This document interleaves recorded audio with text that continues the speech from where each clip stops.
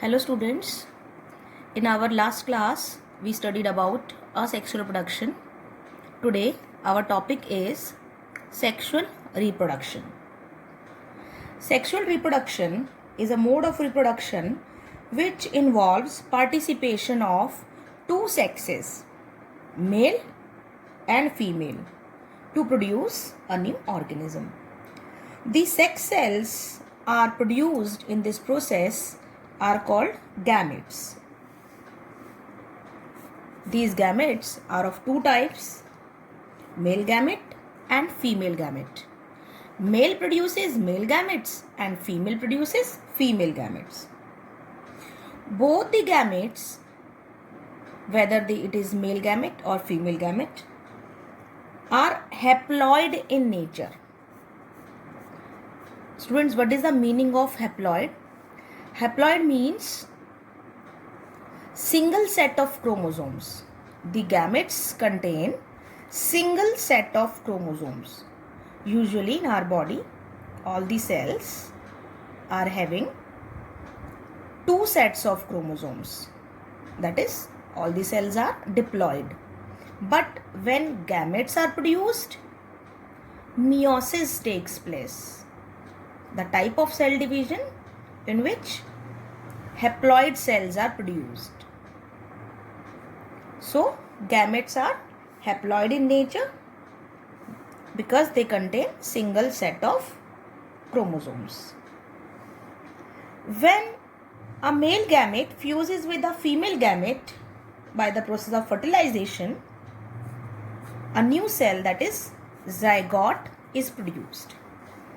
That is, zygote is produced. When male gamete fuses with female gamete, zygote is produced. The zygote thus formed is diploid in nature.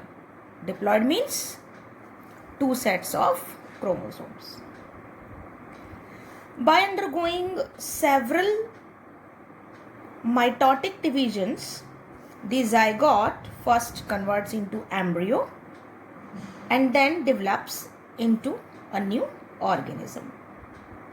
Students, it is considered that sexual reproduction is more advanced than asexual reproduction because it brings about variations and improves the heredity.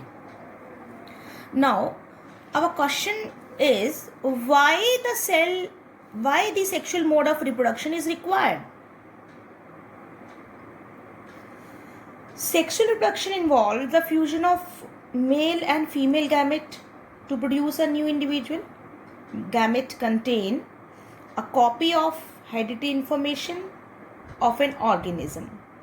So, sexual reproduction involves mixing of genes from both the parents and result in producing variations in the offspring. The possibility of producing variations is higher in sexual reproduction, which improves the chances of survival of that species. That is why sexual reproduction came. It is required. Now our topic is sexual reproduction in flowering plants. The reproductive parts of a the reproductive parts of a plant are located in flowers. A flower has many parts: sepals, petals, stamen, carpels, pedicel, thalamus, etc. Now we will study the detailed structure of flower. The flower is born over a stalk called pedicel. The tip of the pedicel is enlarged into a broad base called thalamus or receptacle, which holds the other floral parts. A flower usually has 4 parts: sepals, petals, stamen and carpel.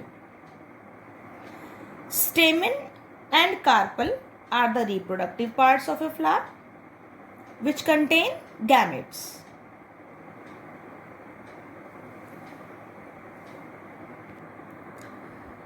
Sepals are the outermost green leaf-like floral parts.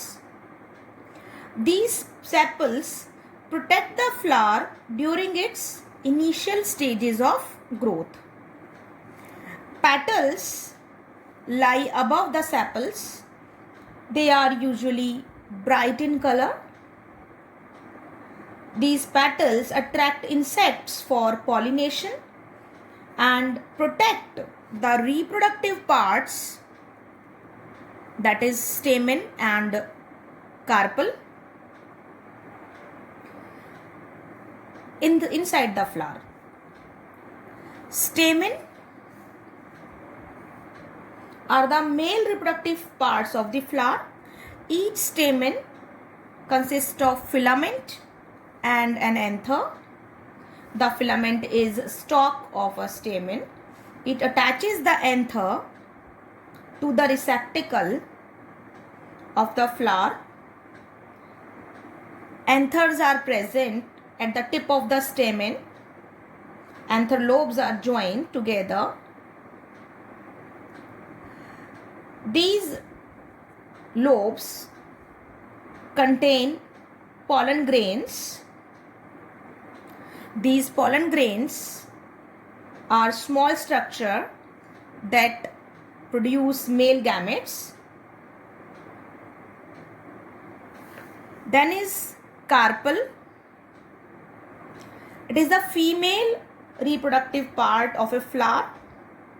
It is also called pistil. It has 3 parts: stigma, style and ovary. The stigma is sticky in nature. Pollen grains, after pollination, land on its tip and then germinate. The style is the elongated tube-like part of carpel. It has stigma on its tip. Ovary is the lower swollen part. It bears ovules. The ovule contains egg cell, that is female gamete. The ovary has a thick wall which develops into fruit after fertilization. Students, the flowers may be of 2 types, unisexual or bisexual. If the flower contains either stamen or carpel, these flowers are called unisexual flowers, and its examples are papaya and watermelon. And if the flowers contain both stamen and carpel, then it is called bisexual flower, and its examples are hibiscus and mustard.